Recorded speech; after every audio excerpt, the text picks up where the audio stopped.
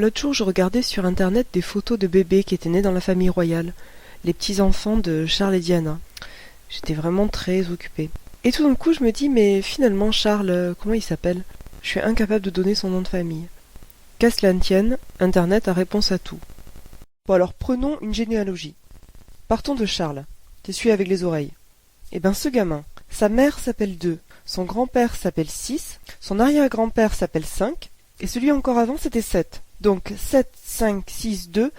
Moi, quand ce serait venu autour de Charles, j'aurais dit 1, mais c'est vrai qu'après ça aurait fait 0, donc c'était pas sympa pour le suivant. Ça doit être pour ça qu'ils ont pas retenu l'idée. Bon, du coup, ils l'ont appelé De Gaulle.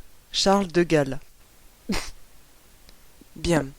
Sa sœur, c'est Anne Rien, et son frère André Rien. Alors, pour connaître son nom, comment s'appelle son père?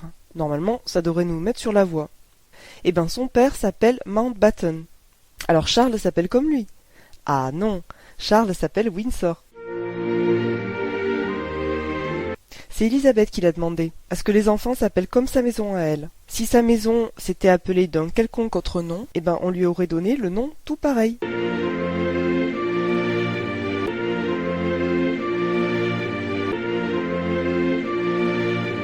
Bon ben là sa maison s'appelait Windsor, donc lui il s'appelle Charles Windsor. Donc d'accord, donc en vérité il devrait s'appeler Mountbatten. Alors pas exactement. En fait, il devrait pas s'appeler Mountbatten, il devrait s'appeler Battenberg, parce que le vrai nom de Philippe c'était Battenberg. Mais comme ça faisait allemand, ils ont tout simplement pris le nom et ils l'ont changé en nom anglais. Battenberg, la montagne Batten, c'est devenu Mountbatten.